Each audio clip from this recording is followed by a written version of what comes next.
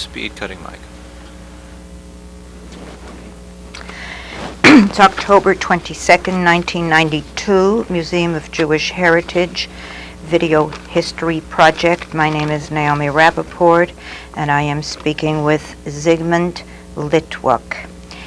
This is tape 1. You requested to be called Ziggy, so I will do that. Would you please introduce yourself and give us a short biography of where you were born and where you live? My name is Ziggy Litwok. I was born in Dziedzice, Poland. That was the Upper Silesia part of Poland, which was bordering with Czechoslovakia and Germany. I was born on September 25th, 1922. I had 2 younger sisters. I was the older of 3 children. One of my sisters is alive today, living in Passaic, New Jersey, and my younger sister was unfortunately killed in Auschwitz. My father was a store owner, general merchandise store in Dziedzice before the war, and the war trapped us, of course, on September 1st of 1939. I was going to school in Dziedzice, to public school, and to high school in neighboring Bielsko-Biała, since my hometown was small enough to have a high school. We had a synagogue and had approximately, with the neighboring towns, approximately 200 to 250 Jewish families. The synagogue was visited frequently. All the children of school age would come most Saturdays and on all the holidays to the synagogue. Of course, being in school, we had a number of friends that outside of school we played together, went out together, and we, I would say, had a nice both family life and a very good friendship with quite a few people. Was your father, were your parents both born in Dziedzice? No, my father was born in Rzeszów, which was the middle part of Poland, and my mother was born in Chrzanów, which is not far from Auschwitz. And it's underway from it's between Dziedzice and Krakow. I see.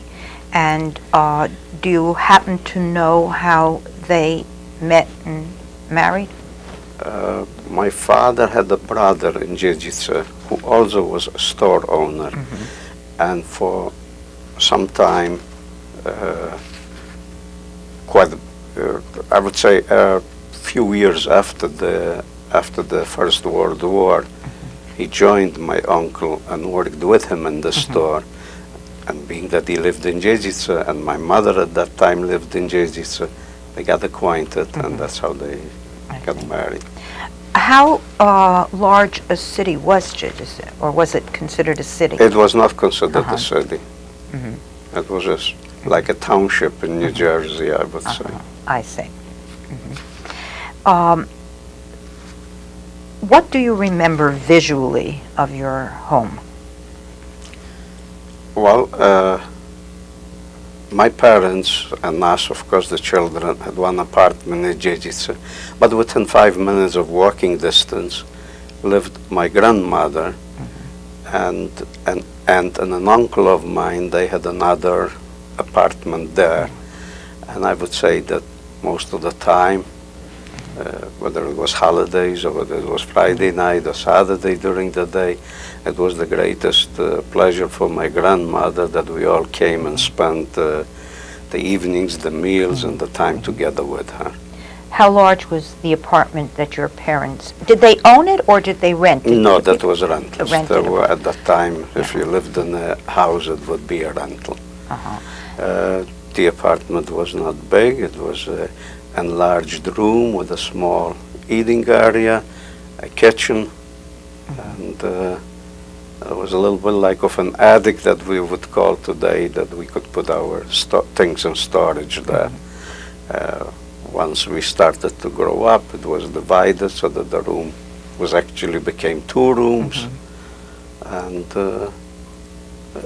it was quite comfortable at that time. Where did people sleep? In the bedroom, in the separated bedroom. In the separated bedroom. Right. And your parents had one part of it. What divided your parents from the children? Just the curtain or A something. curtain. And your sisters are, My let's sister, see, one 3 was, years my and one 5 years sister younger. was born in 1925, and the younger one that is not alive was born in 1928. I see. And how large was the kitchen? Was it for just cooking or eating in? It was not enough for cooking, for eating in, but it was larger than just for cooking. It was a comfortable size, but not having enough room for a table and chairs around there. Was that considered a, what kind of an apartment was that considered? Were you considered middle class, wealthy? Not wealthy, but I would call it middle class, yes. And how many other apartments like that were where you lived? In that building were only 3 upstairs and 3 downstairs. That was on a 2-story building consisting of 6 apartments. And who else lived in those apartments? On the ground floor was the landlord and 2 families, and upstairs we lived on the 1st floor, and there were 2 other families living on the... This was a mixed house. It was not strictly Jewish. The landlord was not Jewish. But we had a comfortable life living there. What was the relationship like between you and the other, not you personally, your family? I understand. I would say pretty good. Pretty good. Were there a lot of children in the house? No, I think that the 3 of us was the largest family as far as children go. 2 other couples had 2 children each, and the landlord was not young anymore. They had no children. 2 other families didn't have children either. And you wrote that you attended public school in my hometown. In your hometown. Yes. How large was a German-speaking public school or Polish? No, it was Polish-speaking. Polish. And how large was that? Well, that was a pretty good size, because that was a school that took in like 2-3 townships surrounding my town, and I would say there were a few hundred people in the school. Do you remember your teachers at all? Yes, I remember some of the teachers, not all of them. Vividly, I remember 2 teachers for one reason, that whenever there was a Polish national holiday, Poland was I would say, largely Catholic state. So the Catholics would go to church, and we would go to the synagogue to listen to the rabbi to a speech about a particular holiday. We were always having 2 of the Polish teachers with us, non-Jewish Polish teachers with us. That's why I vividly remember them. Did you have any Jewish teachers in the public schools? No, No. we didn't. And how many Jewish children were there in your classes? A lot, a little? In an individual class, you could count up to 4 or 5. But throughout the school, that would be, I would say, 25, 35 Jewish children. And how, percentage-wise, do you recall? Way less than 10%. Way less than 10%. Yes. Did you make friends with any of the Polish children? We did. We did. Specifically because we were perhaps a little more eager to do our homework, where a lot of others ran right away to play, didn't care too much for school. So they needed to come around us before any examinations or any other things, to, so to speak, to work together to get more prepared for the lessons. Were you ever included in games? Yes, because games were part of the procedure, and that was just like there was a class for geometry or mathematics, or it was history or physics, there was a class for gymnasium, for sport activities. So that was a forcible thing that we were included. I see. Who were most of your friends in general? Whom did you play with? Well, if or I talk about associate playing with? individually, we were geared more to play between Jews. And Simply because, as much as I don't like to say it, they were not too friendly to us, the Polish population in general. And when I went to high school to a different town, we had to try to sit in one compartment in the train in order not to be harassed by the Polish students. did you take the train every day? Every day, And how far going was to it? high school. That was only a 15 minutes ride, like 3 stations apart from our hometown. It was close. What town was that? Bielsko. Bielsko. What was the percentage there of Jewish children? Bielsko had quite a percentage of Jewish population, so there were quite a few Jewish students. And in a class of, I happened to be in a class of approximately 25 to 30, and I would say that we could reach 10 or even 10 out of 30 or even 50% of the class, but that was not to say about every class. Yeah. I happened to be in that Yeah. surrounding. Were you comfortable? Yes. What? And we also had a couple of Jewish professors at that time, I see. at the high school. What do you remember of life cycle events in growing up in your family? You remember your bar mitzvah, for instance? I remember my bar mitzvah, and I remember the whole family trying to make a big celebration out of it, of course. I remember the synagogue was full because we all were friends, either my father that had a number of friends, business people, or when they played cards together on a Sunday. That was the only day that they were off from the stores. So I had a pretty fully attended synagogue service on the day of my bar mitzvah. Did you go to a cheder, a Hebrew school? How did you learn? How did you get Jewish studies?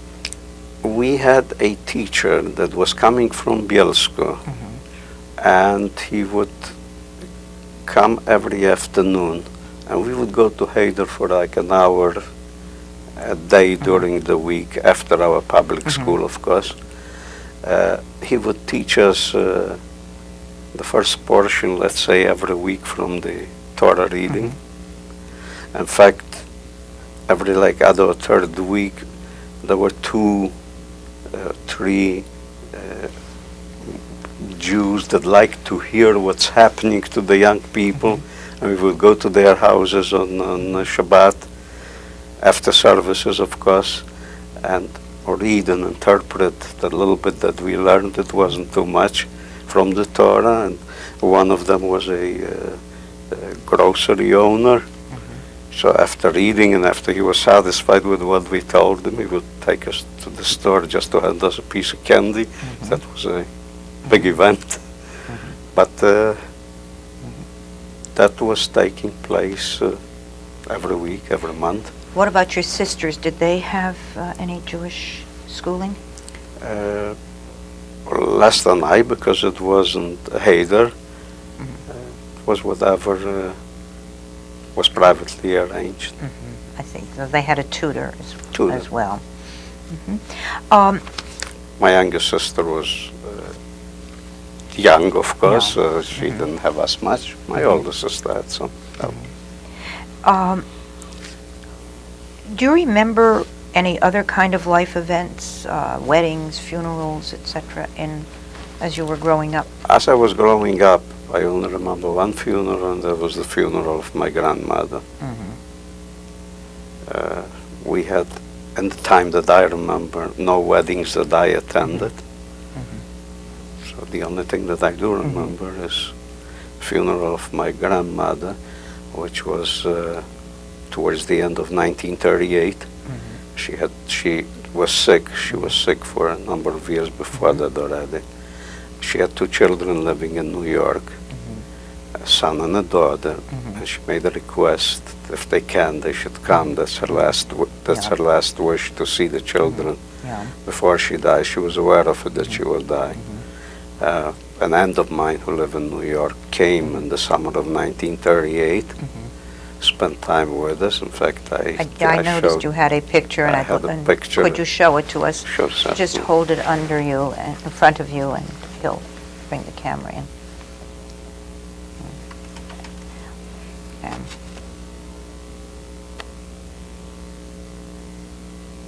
Okay, are you on that picture? Yes, I am.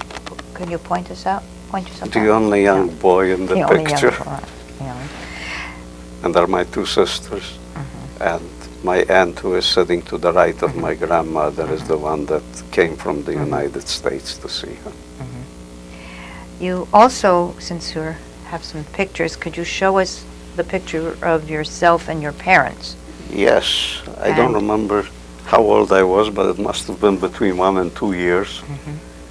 That's a picture I have of my parents and myself. You want that moved? Okay. And I don't know which way you want it moved. Towards this way. The other way. The other way. Okay.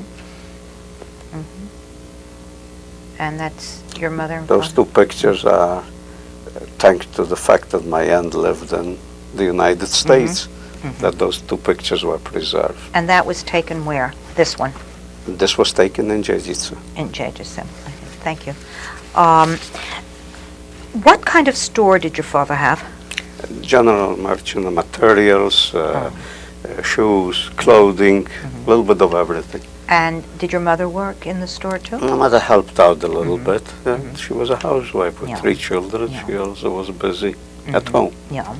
But she did help out my father. Did you ever work in the store? On busy days, I like to come in and see how it goes, and I would just stand behind the counter and watch. I would help my father unpack when he got a shipment of something. Limited help. Who shopped in that store? General Polish population, local population. Also, could you tell me a little bit about the community itself? Because I noticed that you said that you belonged to Beitar. So there must have been a Zionist organization in the community. Yeah, there was a number of organizations. There was an Akiba organization, which is the opposite of the Beitar, of course. And there was the Beitar, which became really popular around 1934, 35, and a lot of children that were even in the other organizations switched. Why did it become popular? It was very popular in Bielsko-Biała, where I used to go to high school. I believe the speeches of Jabotinsky at that time made the organization popular. There was a great movement to Palestine by the young people, and quite a few people from my hometown made Aliyah at that time. I have a cousin that left around 1930, who lives today in Tivan in Israel. I saw her a few times during my trips there. And she got married to a man that also comes from my hometown, Jezice. Then they went together and they married in, I shouldn't say Israel, Palestine at that time. Yes.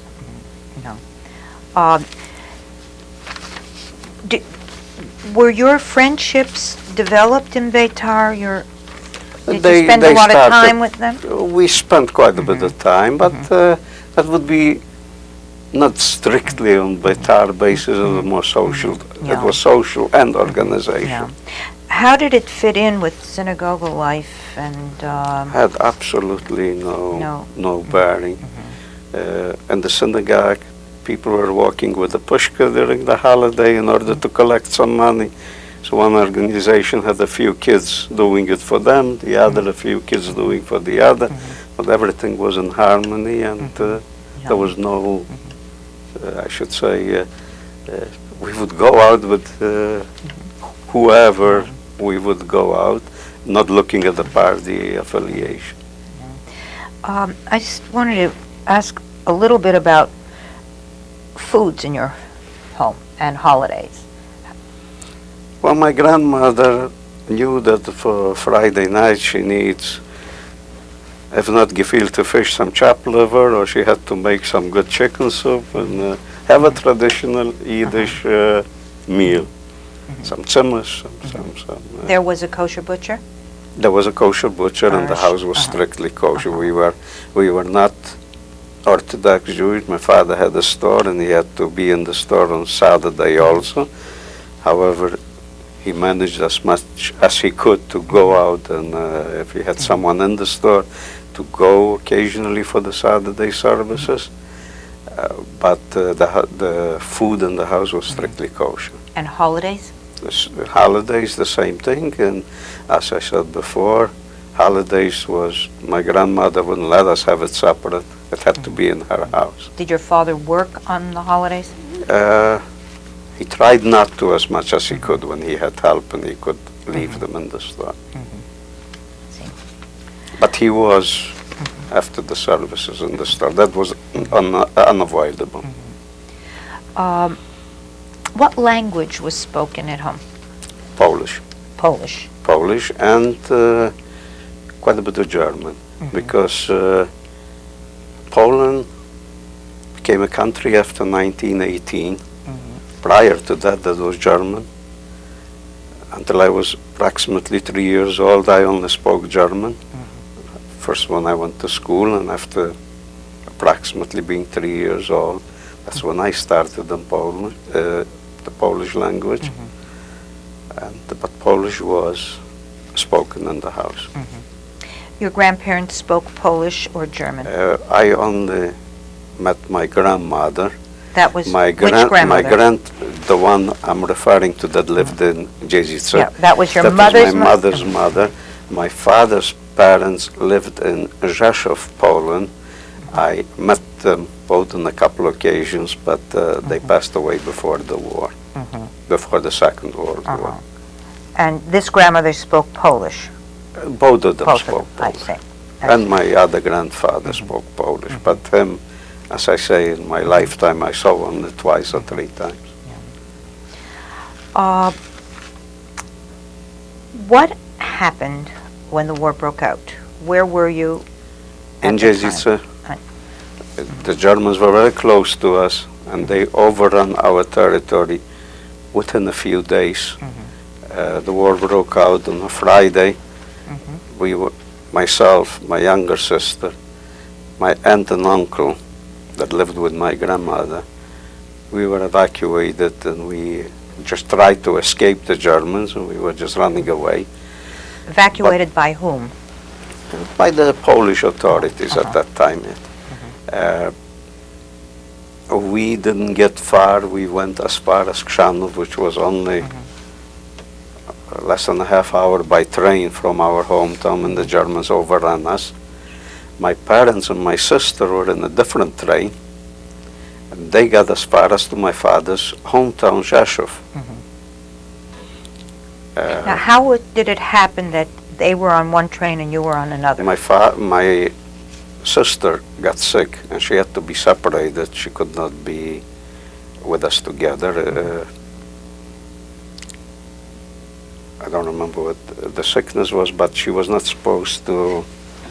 We were staying in my aunt and uncle's house at that time, and so they got a compartment on the train, on a different train. The three of them, my parents and my older sister. I mean, older of the two. Yeah. Oh. And they got further than we got. We were staying in Chrzanów for a number of days with a lot of people, of course, from our hometown. A number of them got killed during the bombing in Chrzanów. We came back after a week's time to our hometown. The time when we came back, I attempted to come to my parents' house to where I used to live. The landlord at that time said, pack up whatever you can and you cannot live here anymore. He knew he couldn't get rent money from me. Did not permit, of course, to take anything out, so whatever we could take, that was ours. And How the old rest were you then? I was approximately 17. I was not quite 17. How aware were you during the previous months of the turmoil in Germany and the possibility of a war? I was a little bit aware of it because there was on the Polish border a little city name was Bonshing, and they were sending the German Jews out of Berlin and Germany to that town. It was like a camp where they were going through prior to being sent out to different places. And one of the families had a brother in Berlin who went through the town and came to our town, joining his family there. Through him, I was aware he was telling the stories of what was happening there, Crystal Night and other things. Being in Berlin, he knew quite a bit of what was going on. He was glad that he got out of there, not thinking that he will be caught on a very short while later. Your community in Jejisha, if I'm pronouncing it correctly, were they in any way prepared for any of what was happening? No, because like the Germans, the Jews, and the western part of Poland could not believe that something like this will happen. We were unprepared. We knew we have to run when they were coming. We didn't realize that 4 weeks before that. Were they talking about war, the Oh yes, possibility because of war? they already at that time took over this part of Czechoslovakia, that's Sudetenland. So we knew, being in that neighborhood, that it won't take long that it will happen to us too. But we didn't know the consequences. We didn't know what to expect of it. Did you see your parents again during the war? No, that was the last time I saw them. So what happened? You came back with your sister? I came back with my sister, my aunt, and my uncle. And where'd you I go? found out within a few weeks that my parents reached Rzeszów, and from there they went on further to Lwów. My father had a sister there with her family, and Lwów was taken over eventually by the Russians. But from the Poles that were running away, as they were coming back to their homes, we found out from our neighbors that they came across my parents, so I knew they were alive. And sometime later, we also knew that they know that we are alive. How did you find that out? Again, from people that were coming back, we heard that someone that came there and met them in Lwów told them about seeing us and about telling them that we are alive. So what happened when you had to leave your parents' home and your landlord would not let you in? Where did you and your I just had to sister take go? a couple of valises and went to my aunt and uncle's house, and I lived with them until And your sister was my with you? sister was with me. Yes. So the four of us were What in was one life apartment. like then? It was good because we were used to it. We spent, I would say, half of our lifetime in the other apartment while my grandmother was alive. No, I meant what was the general life the Germans had occupied? Well, the Germans have occupied, yes. My uncle lost the store. He had a jewelry store, which was robbed the first day of the war. Even if it wasn't be robbed, he couldn't get anything because Jews were not permitted to have any kind of stores. There was only one exception in our hometown. It was an old officer of the Austrian army who had a big one of the supermarkets, so to speak, but it wasn't the size of a supermarket. He had a larger grocery store, and for a while he was permitted to keep open and have Jewish population buy from him. We had food was rationed, and we had cards, coupons, So we could go to him and buy the products from him. So what did you do all day there? You couldn't go to school. Couldn't go to school. And you couldn't work. They took well care of it. First of all, the old-type Germans who did not believe in the Nazi regime at that time yet were very friendly with us because they were friends for generations. They advised us that between Rosh Hashanah and Yom Kippur, our temple will be destroyed. They advised some of the elders of our congregation, of the Jewish congregation, and my uncle with a few other men went at night between Rosh Hashanah and Yom Kippur and removed all the scrolls. And we had somebody at our cemetery, a Polish man that worked for the cemetery, and all the scrolls were hidden somewhere in the cemetery. In answer to your question, what we did, on Erev Yom Kippur, we had a knock on the door, and we were notified that we have to report the following morning to work. On Yom Kippur, of course. We did come to work. You could not do anything but oblige the masters. Our work was, we were given brooms to sweep the streets of our little township. Degrading. When you say we, We, who the had Jews, to that go to was- work? No, Your whoever- sister? You? Whoever they called at that time. My sister did not have to go. I had to go. My uncle had to go. At the first week or two, they were looking for men only. And ever since then, the funny part is they knew also that it's Yom Kippur, where you're not supposed to eat and where you don't eat. At 12 o'clock, they send us home telling us, please have something to eat because you have to report back for the rest of the day. So, of course, we went home and reported back to work.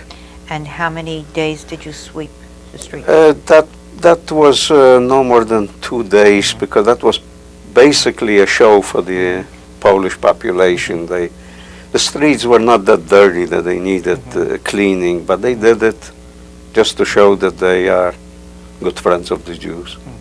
But since you couldn't work, you didn't have work to do other than cleaning I the street. did. that one- After the street cleaning, No. I had to report to the local German police. Our work consisted of cleaning their bicycles, motorcycles, cleaning their cars, and doing whatever work they wanted us to do. Also, a good part of work later was when they were just emptying richer Jews' apartments of furniture, and we were helping loading the furniture on trucks, and that was going to Germany. Part of Hitler's promise to make his people rich and give them everything.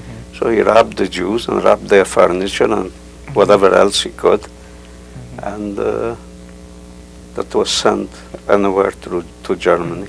So we were actually busy loading the apartments that they selected. Now, there was no compensation for There this was no work. compensation. What That about was- your uncle and the rest of, people that you knew? Was everybody doing something? Some kind of work? They kept men, and not all men, they selected. They selected. My uncle didn't work as much as I did. Occasionally they would call him to work. Since he was a jeweler and a good watchmaker, if something in the city was wrong in the city hall or whatever, or where they knew needed some work, they would ask him for professional work, and of course without pay. Where did you get money for food? There was no money for There food. wasn't. Whatever Where'd you was. get food? We did get food. By food, don't forget that at that time you didn't eat as you ate before the war. Potatoes could course for a 4-course meal, whether it was cooked potatoes or boiled potatoes or potatoes in the peels or without the peels. Yeah. That was a meal. Yeah. And Very rarely did you. where did you get potatoes? There was yet part of the population that if you went deeper into the village, whether it was our school friends or it was my aunt and my uncle that grew up with the old German population, it was in the first few months possible to gather. We also had somebody, shortly before the war, there was between the Germans, they called themselves Volksdeutsche and Reichsdeutsche. Volksdeutsche were those that didn't live in the Greater Germany. They lived in other territories but considered themselves Germans. One of those, shortly before the war, approached a few business people because he couldn't help himself and wanted to open a store. My father was between those that helped him to open a store with money and with offering through the landlord, helping through the landlord to get a store in a location. And he opened a store. He was quite successful and he was doing very well during the war. The reason I'm bringing this up is that when I was sent out of my hometown a few months later, and I went to the first ghetto, which was in Wadowice, and we really didn't have what to eat because we were strangers in that town, I decided to take off my band, the Jude band, and take a trip by train to Jezice, to my hometown. I went to his store, and I had told him I'm coming for help to you. Can I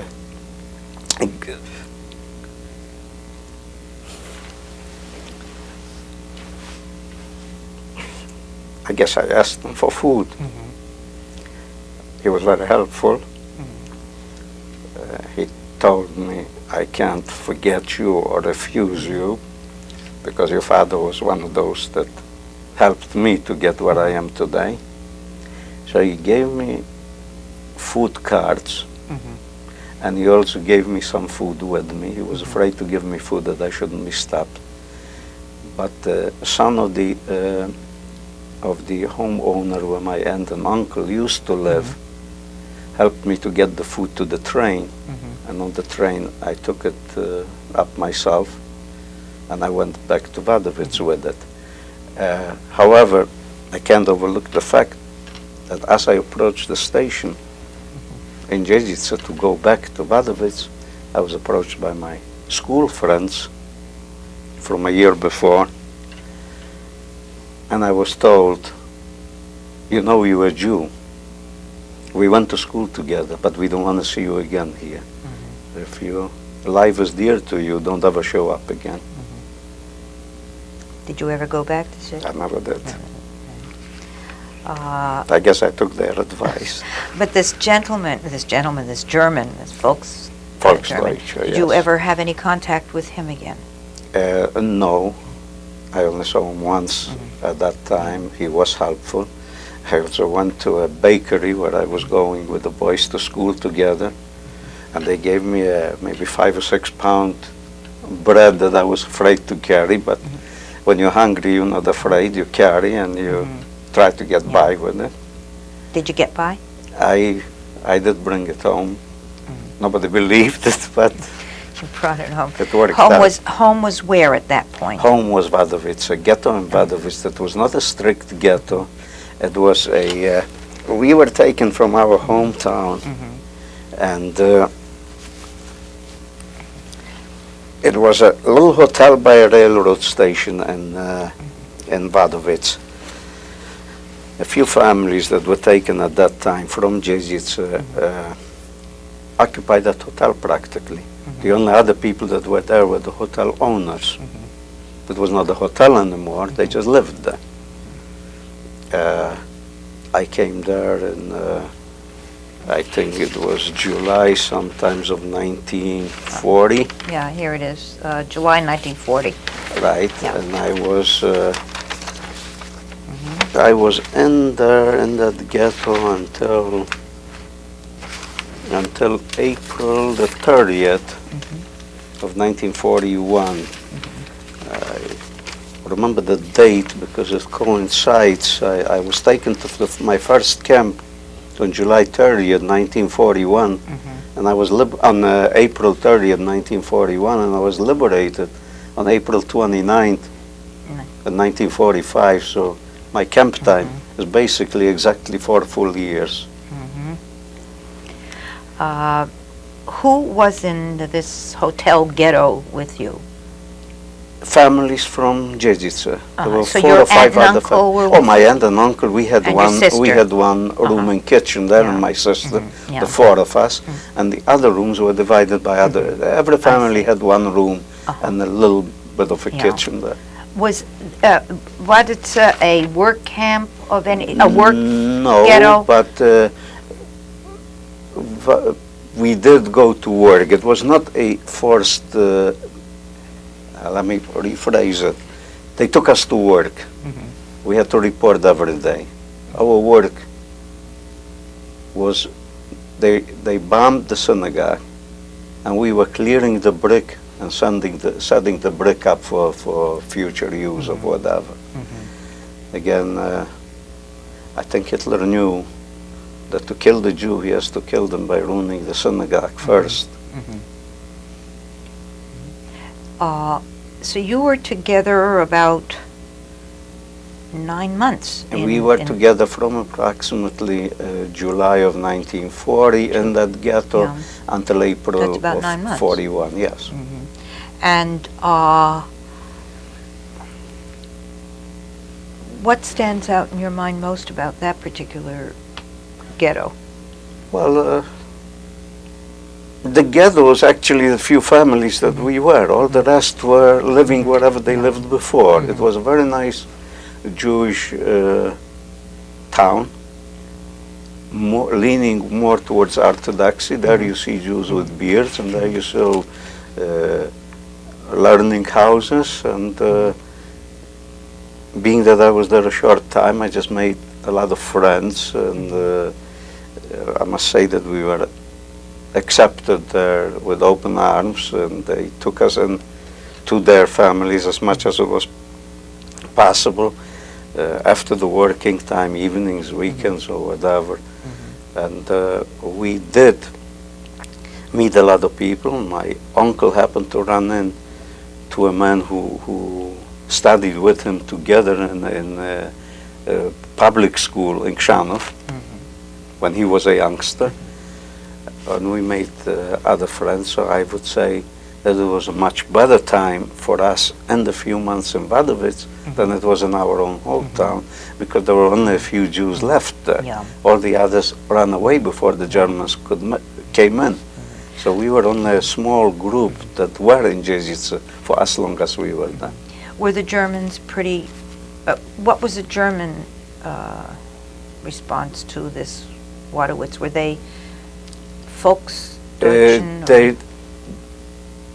The Germans there were already, there were not as many friendly Germans as they were, because this was not anymore the part of Silesia. That was already a different part of Poland, even so that it was not too far away. And I would say you didn't see that friendship between those old-type Germans that went together from right after the First World War, or before the First World War yet, that lived with my grandparents and with my aunts and uncles and parents together in Jezice, as opposed to Wadowice. It wasn't the same. What about the Polish population there? I think, as I mentioned before, they were not too friendly. There were some of our school friends and their parents that were tolerating us as Jews, strictly because they didn't know any better. But they all knew to call you Żydzie, which means Jude. They all knew that you were different. They all knew that you don't belong together with them. And I tell you why I say that, I want to back it up. If a bartender here would kill somebody who would want to hold him up in his bar, he would only be charged, I guess, as having a gun. If that gun was legal, he wouldn't be charged if he could prove that that he was attacked or wanted to be robbed. But when it happened at Bielsko, where the bartender happened to be Jewish, there was a pogrom against Jews. And that pogrom was not just in Bielsko, but it was in all the surrounding little towns where we were. So during daytime hours, we had to already barricade our windows before they were broken. We had to close the store in order not to be looted and so on. So we knew we didn't have friends in the Polish population. What happened after Wadowitz? After You went Wadowitz, to a forced labor camp. on a nice day, around 10 o'clock in the morning, suddenly we saw a number of vehicles coming up towards the temple site, and we suddenly were surrounded by the brown shirts, which were the SR. What is SR? That's the German police. They surrounded us and took us to a school library, which was a big room. We sat there, waiting for the examination that we will be sent to a labor camp. Who was taken? All those that were working at that time at the temple. I would say there was a group of about 40 people. Men and women, or just men? No, just men. Again, the labor was strictly at that time for men, and young men mainly. Somehow the Jews around noticed what was going on, and they tried to come near the windows to ask of the library to ask what can be done, and all we told them is put a few things in the valise and try to get it to us, because we won't be here long. My uncle came and brought the valise, whatever he put together there, my clothes. That was the last time I saw him. After a couple hours sitting in that library, buses pulled up and we were taken for a few-hour trip. My first camp was Gogolin. Where is Gogolin? Is that the name of a place? That was the name of the place, the name of the town, again a small town. That was my first labor camp. The setup it was called Reichsautobahn camp, which means we were building the highway, the main German highway. Oh. The camps were situated like approximately every 12, 14 miles. And each camp would work halfway towards one camp, halfway towards another camp. We were doing all kinds of work connected with building the roads. I happened to be in a compartment that was building a bridge, which was going over the main road. On the railroad station in that town, we would run into the Jews from the next camp, because the station was halfway. They unloaded whatever came for them, and we unloaded whatever was meant for our camp. How many people were in the camp? Oh, I would say in a camp like this, we may have been about 300, 350. So it wasn't just that group from... Oh, no. There were people. This was the first group that came from Wadowitz. This camp was mainly from people that came previously from Chrzanów and from other areas of this region of Poland where we lived. And were you in any kind of garb, any kind of... No, we were in our civilian clothes, which we still had from home, throughout the existence of this, throughout my stay in that camp. What were living conditions like? Well, we didn't have... at that time, they needed our labor, and therefore the living conditions were not the worst. We got twice a day food, morning before going to work, and evening coming back from work. After a day's work, if there was something, if some trains pulled in at night, the Germans never kept the trains fully loaded overnight. We had to go back and work on unloading whatever trains came in. It did not happen every day, but happened frequently. And what kind of housing did they keep you in? Blocks. Like you would see army barracks, something like that. Every person had a bed, every person had a little, how would I say, what to put the clothes on? Chest of A drawers. little chest. Chest maybe sounds a Closet. little too good, a little closet, yes. And discipline was such that you had to get up a half hour earlier than you would normally in order to make your bed perfect, that when they came for an inspection. And that was where they were looking to hit you. If your bed was not straight or you had some dirt under your bed or something, it was kept Did you get hit? very clean. Did you get hit? In the labor camp in the 1941, at the time when I was there, they were looking more for your work than for the hitting. So the hitting was a secondary thing in this particular camp. Were you allowed out of the camp? Oh yes, every day. No, The I camp meant was not. other than going to work. Oh no. No. That was the only time you were out of camp. Uh-huh. And of course, in the evening, if you had to go to the railroad station to unload whatever came in.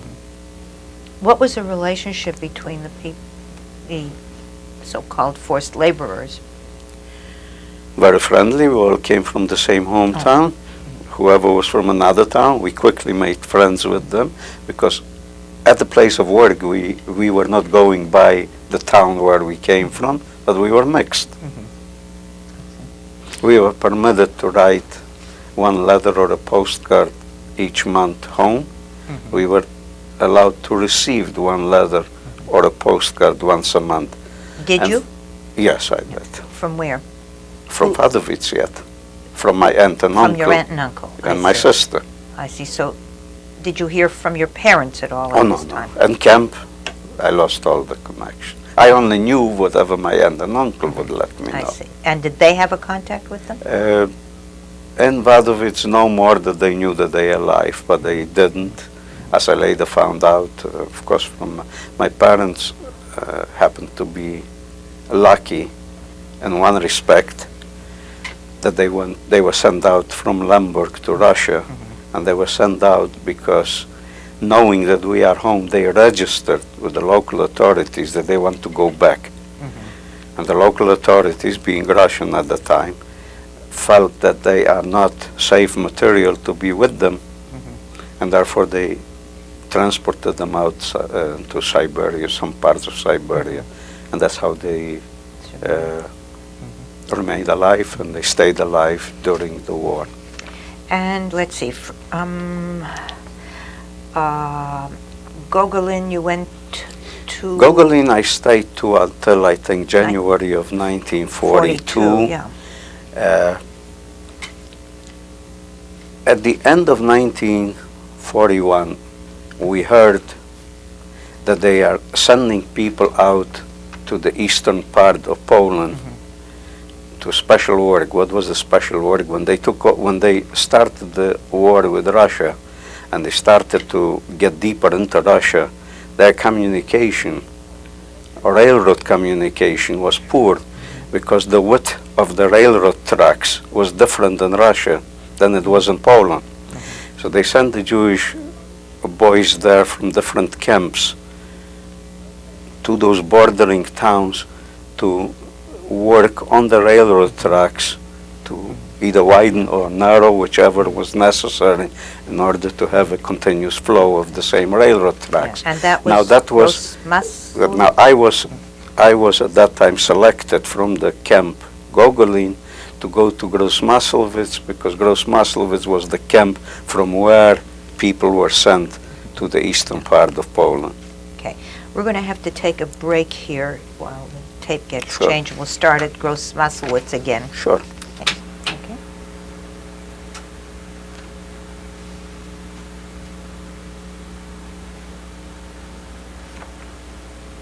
Speed cutting mic. It's October 22nd, 1992, tape 2, Museum of Jewish Heritage Video History Project. My name is Naomi Rappaport, and I am speaking with Zygmunt Litwok. We left you, Ziggy, en route from Gogolin to Gross Maslowitz. Am I Yes. correct? As I said, I was picked for the second, which was called the Osteinsatz group, meaning the group that was supposed to go towards the Russian border east in order to work on the widening of the railroad tracks. I came to Gross Maslowitz. We were there for about a week when they made all the preparations. When finally word came that the first group that was sent and worked on the eastern part of Poland, typhus broke out there. The Germans were afraid that it will spread, but they were not worried about the Jews, that it will spread between them while watching the Jews at work. And they made the transport come back. They packed up, brought them all to Gross Maslowitz. They were quarantined in one big room there, and they were supposed to be sent to another camp, which I followed later myself, where they were supposed to be treated. They still, at the time, needed the workforce, the Jewish workforce, and they were willing to treat them if they can in order to get them back to work. While we were all anxious to know who came back from the transport and what the news was from there, to find out what we are in for, I caught the typhus myself. And as they sent the others that came from that group, I was sent with them to Camp Annaberg. Annaberg was a camp strictly for those that were sick. Camp Annaberg was divided into a number of rooms, a number of houses, where they took the little less sick than those that were advanced sick, and those that they knew that will not be able to make it. There was a time where I was already in that last group, and the doctor, whom I got friendly to towards the end, as sick as I was, told me at what point medication will not cure you. In other words, if you're lucky enough, if God is willing, you will live. I guess I was lucky.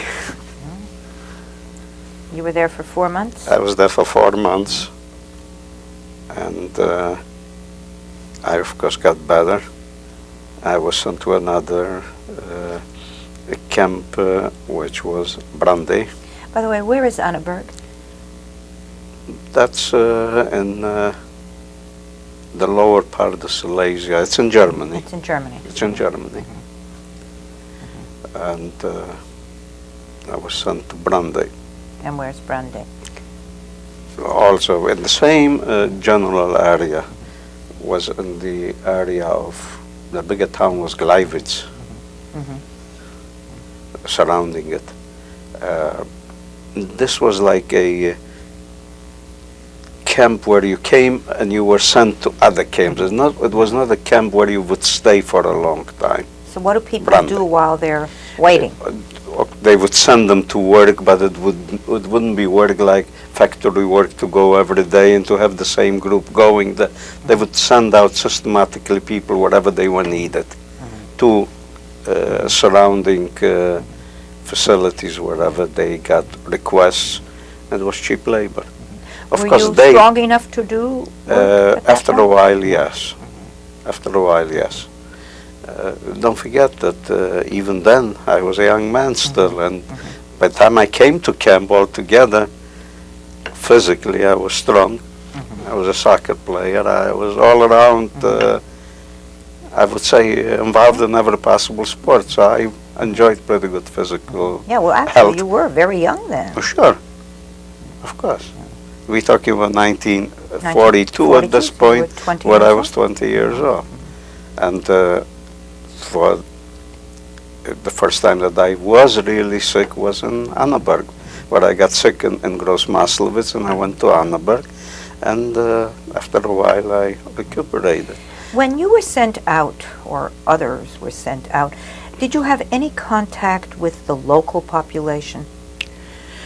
Not in those camps. We did. The only way I would say you could see the population was during the march from camp to the working place. You saw them. But if I will come to a camp in Markstedt that is a little later, and there I was in touch with here and there, and I will explain it at the proper time. I will throw in a little story about that Annaberg, if time permits for it. Sure, you've got time. I had the doctor that I mentioned. In 1989, I was in Florida for a little vacation, and we were invited with a number of people to a New Year's brunch. At the New Year's brunch, there was maybe 35 people. I was sitting with my wife and another couple, and a young lady, and the young lady was telling us her story from camp. We were telling her our story from camp. And suddenly she, after being 15-20 minutes, she says, I married a little elder physician. And when she left her name, a card with her name. The name somehow struck me. And I said to myself, I know the man, the doctor. I got up. I didn't want her to point out who he is. I wanted to see if I will recognize him. I went through the room. People were sitting in 3 different locations. It's a big house. Finally, I see a gentleman that I see the face from 1942, and that's 1989. I walk over to him. His hair was gray. Other than that, his face was the same. And I say to him, are you Dr. Leitner? He says, yes. At this point, I'm telling him, you were the doctor in Annaberg, and you treated me. And this is what, at one point, you told me. Well, everybody stopped talking, paid attention to our conversation, and we got into a little conversation, of course. I mean, after 47 years that I run into a man like this, and I recognize him, and I talk to him. We decided that we were supposed to go back to Florida 2 months later for another couple of weeks stay, and we definitely have to talk a lot of things over and meet again. Little did I know that 4 weeks later, sitting and watching television, the man got a heart attack and died on the spot, and I never had a chance to meet him again. Was he a Jewish doctor or a German? Of course. So the Germans hired Oh, doctors? they didn't hire, but They between those, they used whoever. doctors, yeah. They would ask you who was a butcher to put him in the kitchen, who was a, or if they wanted to trap you, for example, in Jezice, my hometown, when they wanted to make somebody elder, they would ask who is a horse dealer. A horse dealer was a man of a little lower Status. character quality. Yeah. So whoever raised his hand that he is a horse trader, or this was his business, he became the mayor of the Jewish population.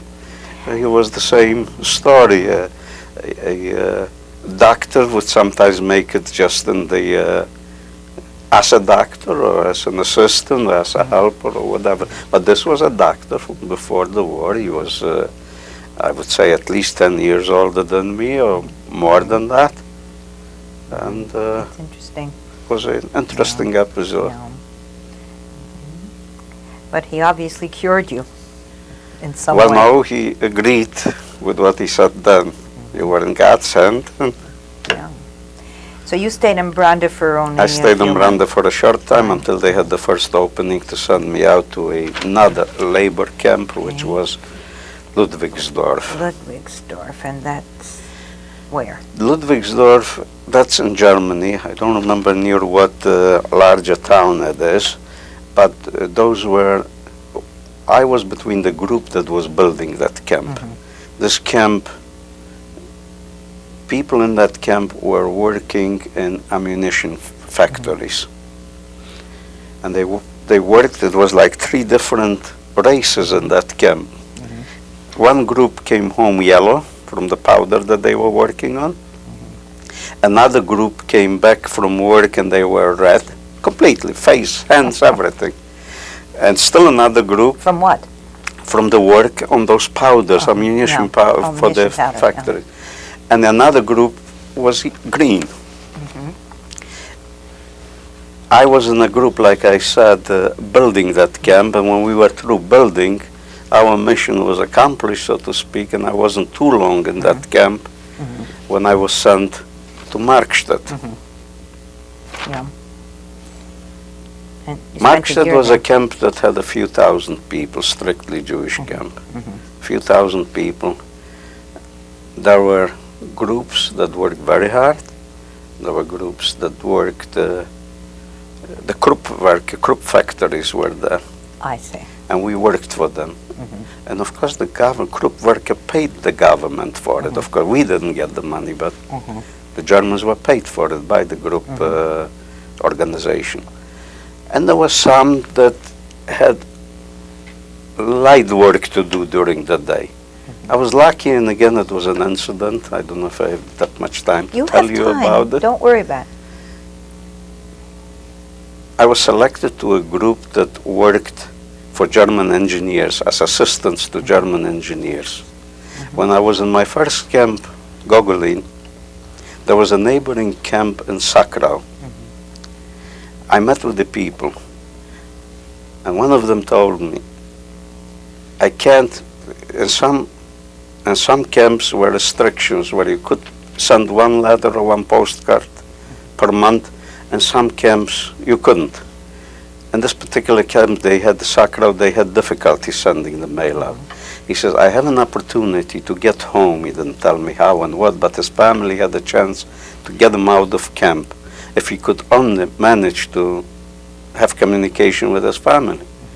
I said, don't worry about that. If that's the only thing that you need, I am supervised by a German that all you have to do is buy a glass of beer or a bottle of beer for him, and he will mail you whatever you want. He says, you must be kidding me. He didn't believe it. I said, bring a letter. I arranged, not just that I'm telling you that, but I arranged that you will hand him a letter and he will mail it, because I send more than 1 letter out per month, Yeah. thanks to this German. Where did you get money to pay these Germans? Where do people get money? We still got something because we were permitted to get some packages from home yet, and not during 1941 only. And between the packages, a little money came also, hidden, but it came through. He did manage to get the letter out. He went home. He was then taken sometimes later, became a Judenelster, meaning the man in charge of that camp, Markstedt. And when you came there, an hour after you arrived in camp, you had to come to an Appellplatz, which was the gathering place, and he selected people to work. I was told by other people already what the good groups are, what the good places to work are, and what the bad ones are. When the name called for engineers, I said, no chance there, forget it. Suddenly the Judenelster passes me and points at me. He needed 5 men for that group. I couldn't believe my eyes. I couldn't believe it that he's pointing to me. So I didn't go out. I didn't walk out. He looked back and he yells at me, don't you see that I'm pointing at you? You selected to this group? Happily, I went out and I was selected to a good group. When the selection was over, I told everybody to go home and asked me to stay. Everybody went home, called me to the office, says to me, do you remember Gogolin and Sakrau? I said, yes. And I remember you at the railroad station. Do you remember that thanks to you, I mailed a letter home? I said, of course, I arranged it. Because of that letter, I am here today. I owed you something. At this point, I paid you back. As of now, you don't know me, and I don't know you, but I paid my debt to you. I think there wasn't a man that was happier in camp at that point, knowing to which work I will go, than I was at that point. What made the engineering work easier? Because you worked with professional people, and no matter how Nazi-oriented they were still men of intelligence. They were still civilized people, and there was no physical work there. I could either carry a tape, or I could carry the measuring instrument for the man, and it was only a matter of hours, how many hours you put into the work, but not that the work would be heavy. And if I could exist like this for more than a year, I know that my physical resources are there, that I can take it, and I just can go along for who knows how long.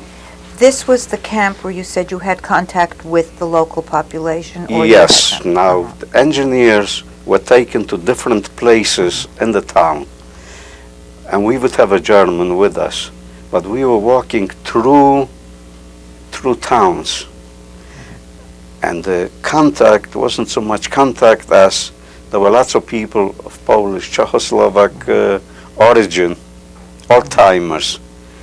And when they saw us, they knew what we are up to, what we are in for, and our sufferings and so on. They knew about it because some people from their families worked for the same companies as civilians. They tried to help. So whether we got a potato or two potatoes or something similar to it, we were able to exchange a few words, grab that potato or two, and help ourselves food-wise this way. Came to camp, you could boil a couple of potatoes or bake them or outside or something. And this, combined with a little easier work, not working too hard physically, was a great help in being able to last for a longer time than many other people did. And you were there till March 1940, so over a year For over a year, 14 yes. months. What contact did you have with anyone in your family at this point? None whatsoever at that point. I see. So did you This know was- where anybody was? No, at that point, I found out through the transports that were coming in that one of the people that I met in Wadowice was a brave man, had a gun, killed a German. The result of it was that a few thousand people were taken from Wadowice to Auschwitz, between them my aunt, my uncle, and my youngest sister. I knew that none of them was alive. I mean, none of them was left alive in Auschwitz. They all were gassed in Auschwitz. So at that point you already knew. I already knew. And yes. you knew that Auschwitz. Did you know that they would be gassed in Auschwitz? Did you Oh, know we that knew already those you knew stories those because stories. people were coming, Now, come to going. think of it, it Once is you a were year, in camps, yeah. the information was coming in of what was happening. That was just Because they were about a sending year before the people- war ended. They were mixing people, and people from Auschwitz could come to this camp, and other people would go elsewhere, and information was available. Okay, now I have Fünftagen. Fünftagen is basically the same work. It's a camp. They liquidated the camp in Markstedt. And at that point, we walked over to the other end of town, which was called Fünftagen, within a few miles. We were stripped of our civilian clothes, and we were for the first time given the concentration camp uniform, All of you? all of us.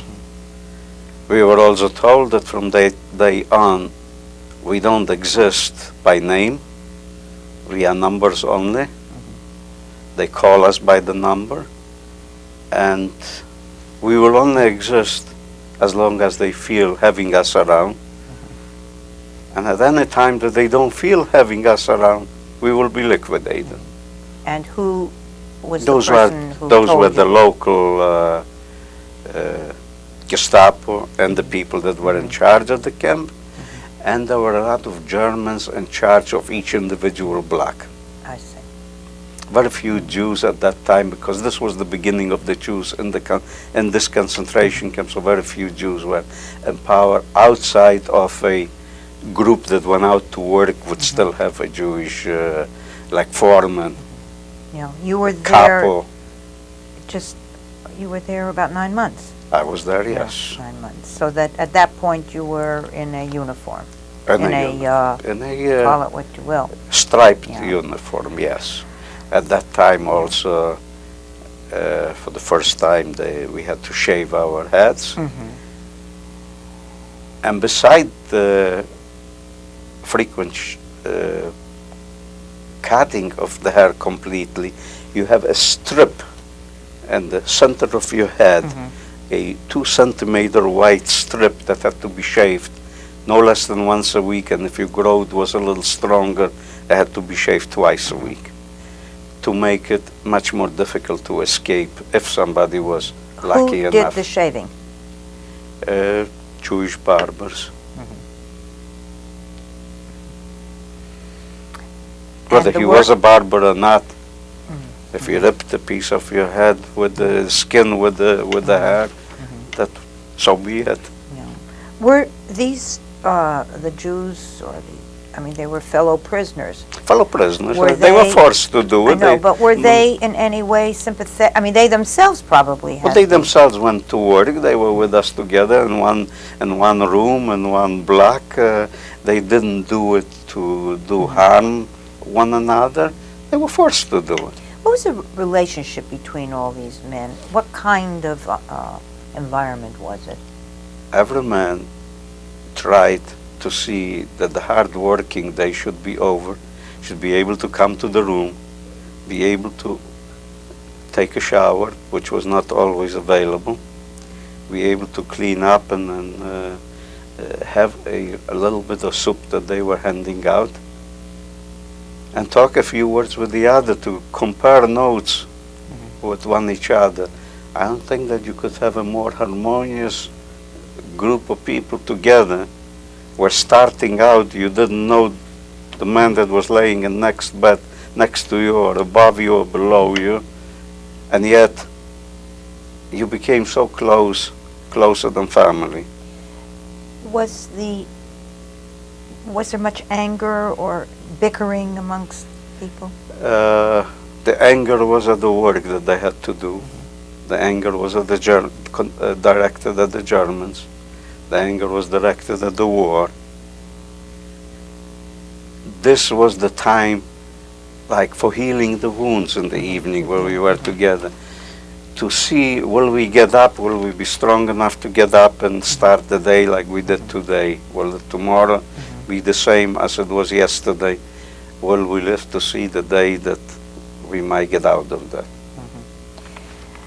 And from there you went to Grossrosen again. Yes, now, again... Here you seem to go quickly from one place Yes, now to at this another. point, this is again January of 1945. They were liquidating the small camps because here the Americans were coming already from one side, the Russians, who already were a year earlier on the offensive, were nearing Germany in January of 45, and they were pushing people from place to place. So they Were made you aware of that?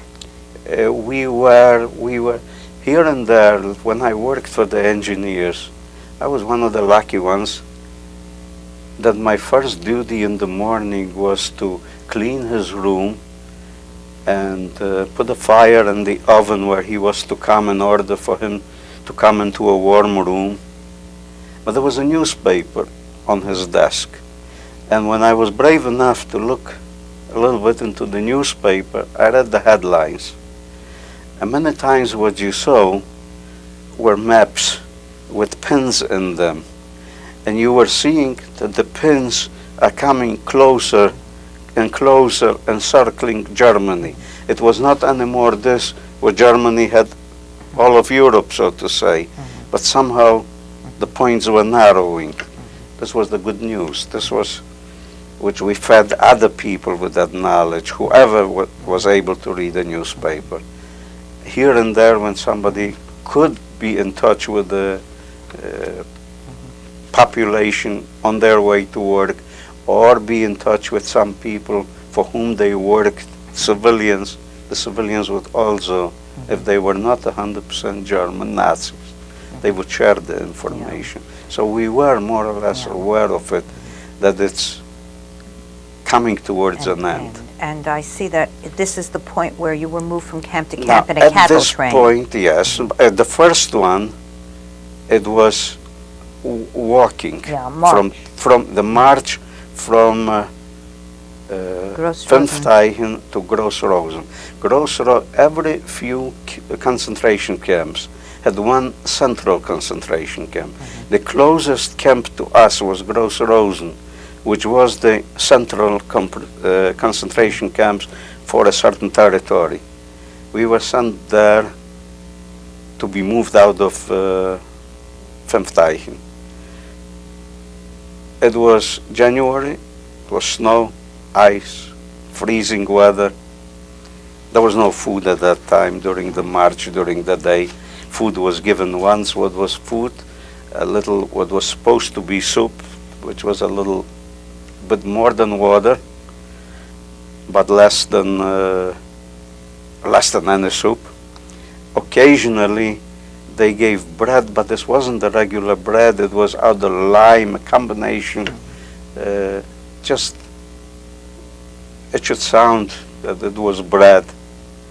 What I didn't mention in the last camp, prior to going to Gross-Rosen, is, and you asked me that before and it just came to mind, how they were feeding us. Well, at that point, in the first concentration camp, starting with the first concentration camp, they gave a little more food than you would consume, a little more to keep you alive and not enough to die from hunger. Nowhere was it satisfactory. What was the food? Spinach thrown into to water which never came to a boil and had all the sand in it. And as a result of it, ever since the end of the war, I never ate spinach up to this day, remembering the taste of it in camp, and a piece of bread with it. That the soup was given in the morning, the bread in the evening. Most of the people ate it preserved, either the soup or the bread, and had one meal a day, and you had Yom Kippur like every single day, from time of food till the next time of food. But that was only an addition to the camp and march, that which I wanted to make. Gross-Rosen, they put in more people into a room than it was physically possible to have. And again, I'm skipping something to the march. Every night they stopped. The march, usually they tried to make approximately 40 kilometers per day. At night, when they came near a barn or something, where there were some surroundings where they could get their own people inside and spend the night a little warm. They didn't care what happened to us. We were outside, tugged in one to another to try to escape that freezing weather and that laying in the snow.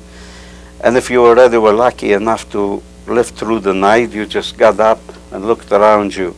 How many, as you say in your Yom Kippur prayer, how many will live and how many will die. That's how we looked. Who was spared for the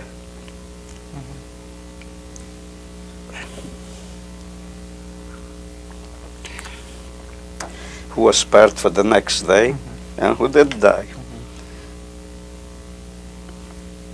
And today, I guess, when I talk about it, I choke. Well, while this happened, and we got up every morning, we felt that we're stronger than iron.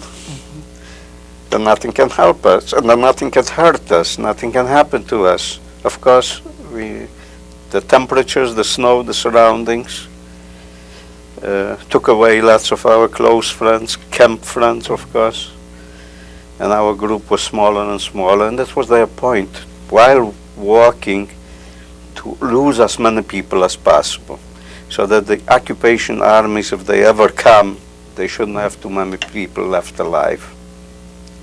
They succeeded in that, on that score pretty good. We did come to Gross Rosen. They put us into rooms that you couldn't sit, you couldn't walk. You were squashed like a herring there. Again, when it came nighttime and you didn't have the strength to just stand up all day long, you tried to sit, you tried to lay down. What happened was that people died because people fell. Others trampled over them, of course not on purpose. Each person at that time, as much as he wanted to cooperate with the next, was on his own. Each one of us tried to come alive out of it.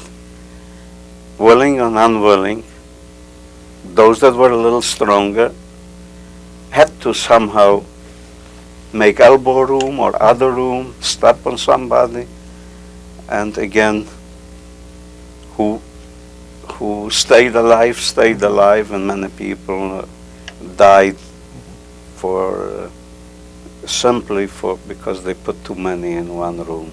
Were you working in Gross Rosen? Very little. I was there for a short time Yeah, only. I see, a month. They took us only like emergency work around when the neighborhood was bombed and they had to clean up, get the roads clear or something. This was the type of work that they would use us for. And then they put you on a cattle train. Yes. We went from Gross Rosen,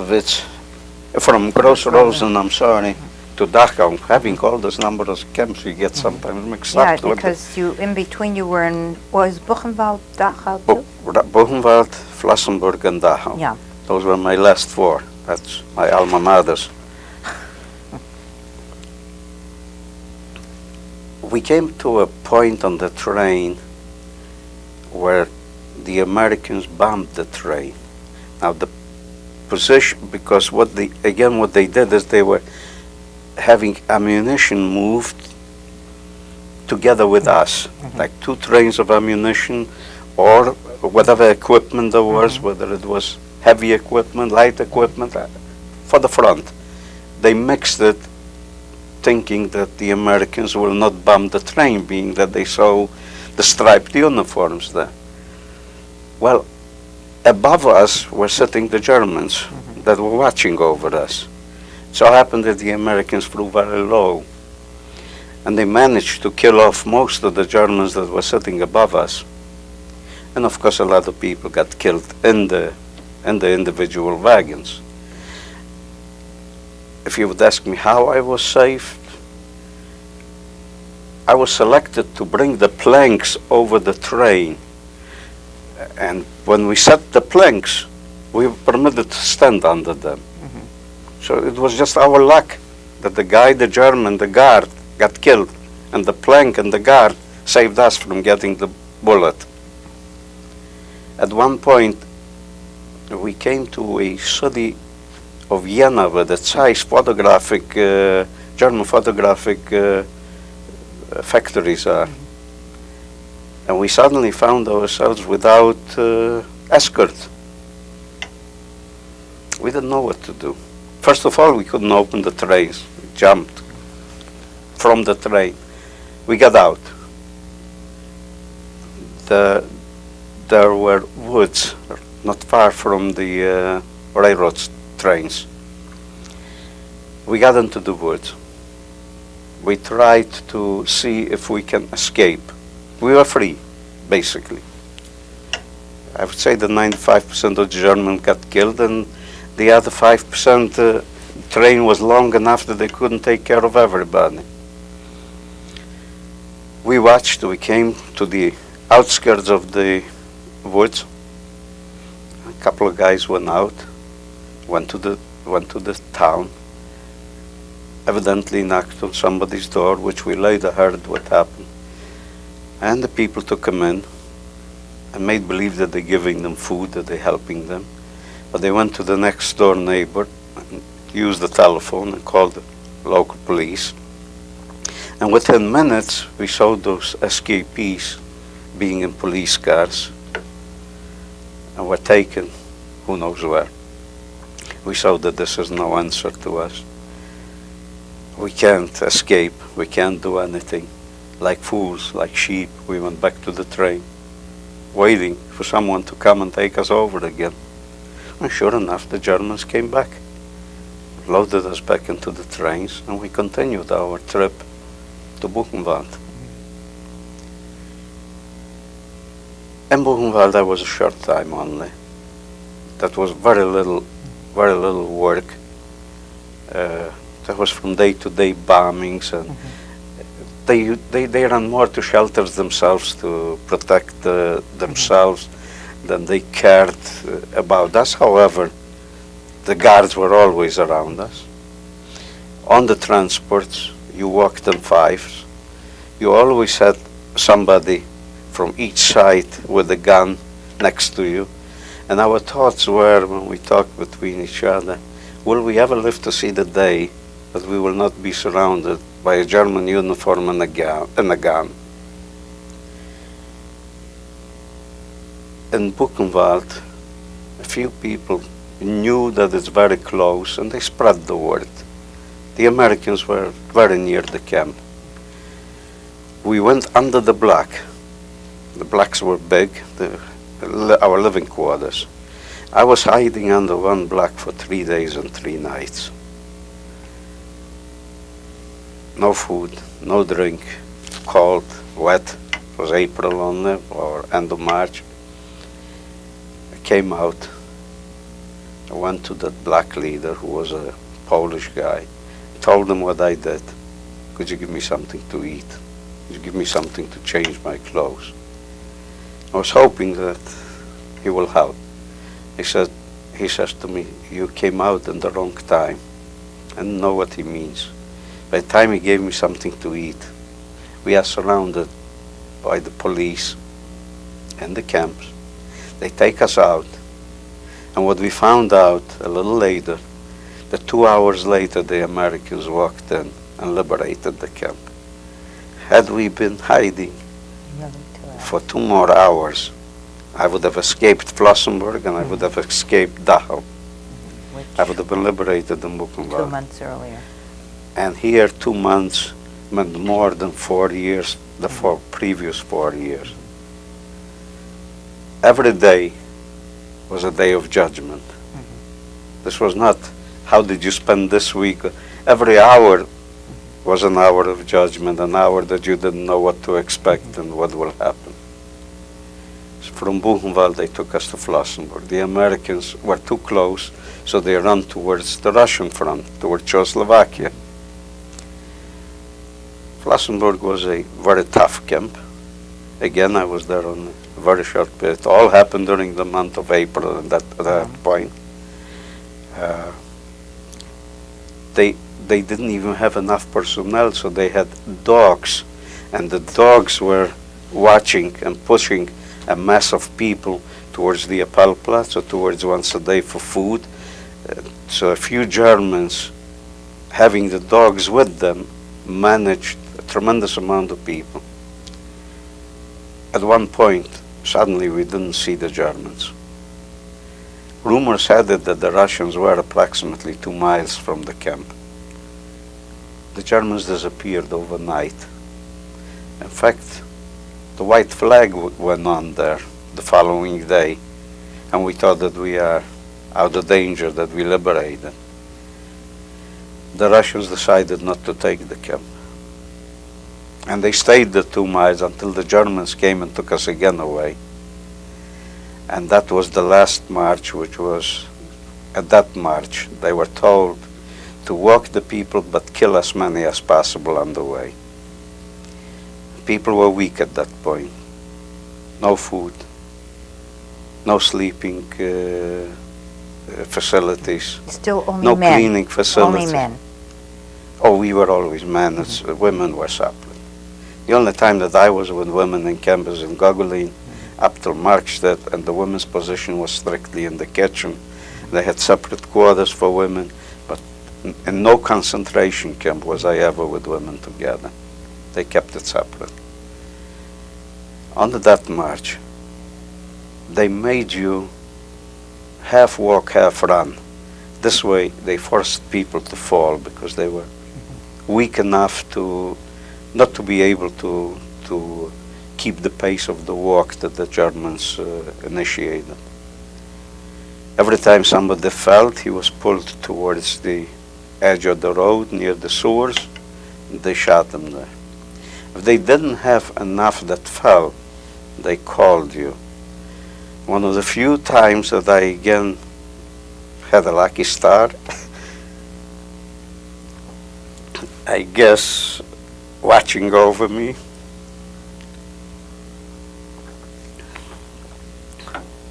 was when I was called out by a German to the end of the road. But before I could make it out, I was in the middle of the 5 men. I was the 3rd man. Before I got to the end of the road, somebody fell.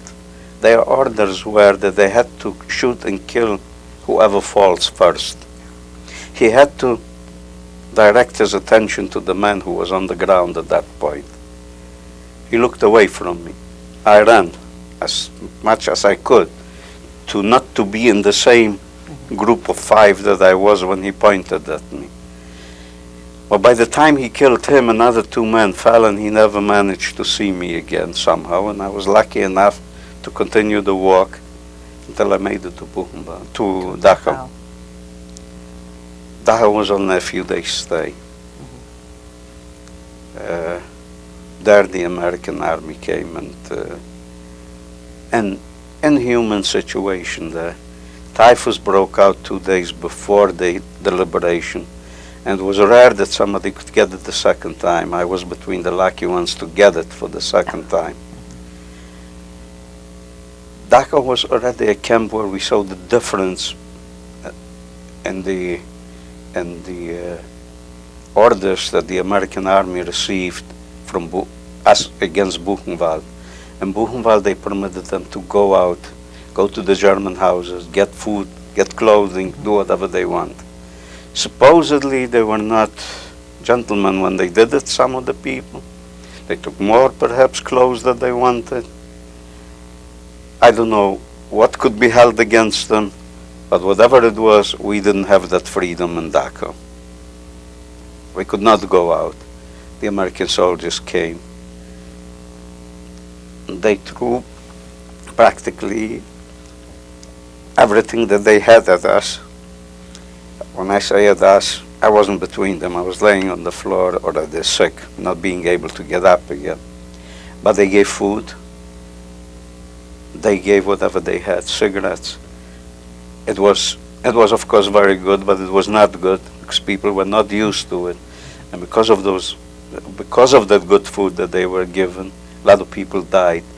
The army immediately picked up that error that they made while trying to be gracious.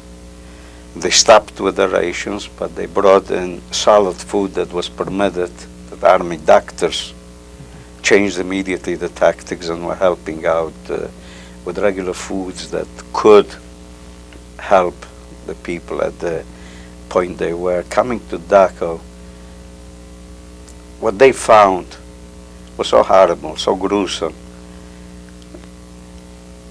Bodies in the hundreds piled, stockpiled, so to speak. So the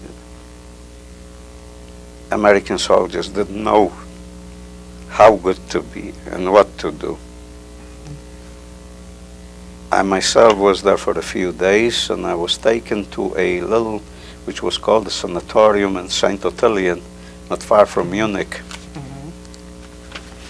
That was where a lot of people recuperated after they got well, after they recuperated from the typhus. I stood there for a while, and I was like everybody else, looking for family. The Americans made the registrations of all those that survived. Those lists somehow got to Palestine. My first cousin that I mentioned before that went to Palestine way before the war saw my name there. She informed my aunt and uncle in New York in the United States. My parents that were in Siberia came back to Poland on their way to try to make it to the United States. They found out that I'm alive, and I found out through my American family again that they are alive. You were going from city to city, from camp to camp, you were looking for family. In St. Attilian, I managed to run into an uncle of mine. And he was on his way to Linz, Austria. He says to me, "There's no one else left. Let's go together." I went with him. I wound up in Camp Hart, which was near Linz, province of Linz. I spent there 2-3 months, and that's when they opened the first displaced person camp in Bindermichel near Linz, where I stayed, of course, until the end of the war. You have some pictures of that, don't you? Of that, the DP camp. Well, I have a couple of pictures in the camp.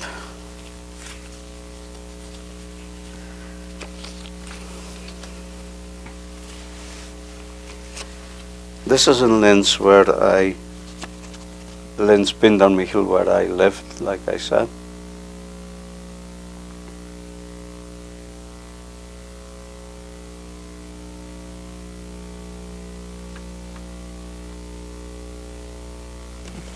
I have another shot from the same camp. This must have been somewhere around 1947, I assume. I'm guessing right now.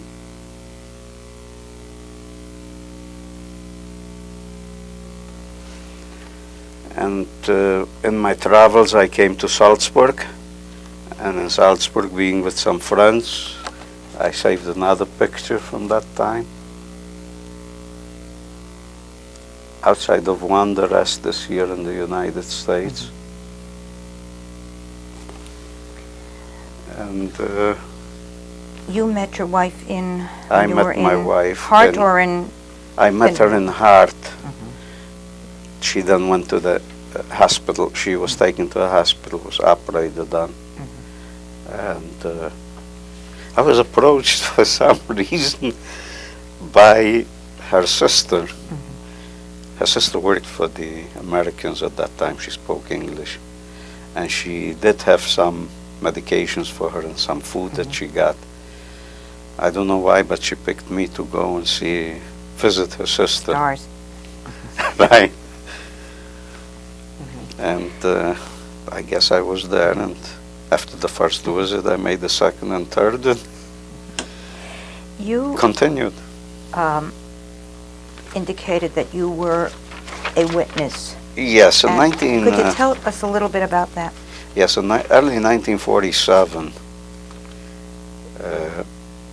the War Crimes Department opened hearings in Dachau. And they took from a number of camps people, and from our camp in Bindermichel, they selected 10 or 12 men to go to the trials. They tried to select people that they knew were in a number of camps in order to spot as many Germans as possible from various camps. So as I say, I was between the selected people. I worked at that time. I worked in the camps first for the UNRWA, that's the United Relief Organization, and I worked for the American Joint Distribution Committee to the day that I left for the United States. But while I was working for the UNRWA, I got a letter and to go, and I went to Dachau. You have a copy of that letter, don't you? I have a copy. Do you have that here with you? I have a couple letters, one where I am selected, and the letter states only that I didn't have the regular German card where you could move around Germany. I had a Austrian displaced person identification card only, which was not recognized. So I have a letter from the Dachau Trial Commission asking for us to be able not to have any difficulties to move around whenever we are not at the trial hearings. That's the letter. What was, first of all, the outcome of the trial? We experienced the first week a very difficult week for us. Why was it difficult? We saw, we accused, we recognized, and we pinpointed the places, the camps, where they committed atrocities, killings, beatings, not to 1, not to 10, not to 100 people, but at the end of the week, thousands of people got killed by the people against whom we witnessed. And we somehow couldn't get them convicted. Why? We asked that question, and we were told that the wind in Washington blows in a different direction now. That time they were interested to catch the German scientists, to catch whoever they needed, and they didn't look that much for those war criminals. One day, a couple of friends and myself decided to go. There were five courtrooms at that time in Dachau. We decided to go and watch proceedings where a German was accused of killing an American parachuter. We went there, and to our surprise, within 10 minutes, that German got a death sentence. And disbelief, we sat there for a couple hours, talking, how can we not convince anybody, convict rather anybody? How come that we don't have the power to do anything, yet we were asked to come and do it? How come that one American life is so much better than thousands of Jewish lives during the war? We couldn't understand it. We can't understand it till today. We asked for a meeting with the prosecutors. We told them the majority of us has papers and work. We want to come to the United States. We will not let this episode go by without accusing them of not doing something. We tried to plead and bargain with them. What can we do that our visit here, that our trip here should have a certain meaning, that we should be able to accomplish something? After almost a whole night, and they were very cooperative because they wanted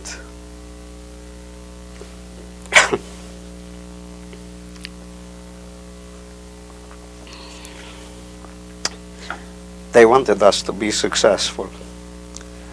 They wanted to get them behind bars. We came to an understanding and agreement.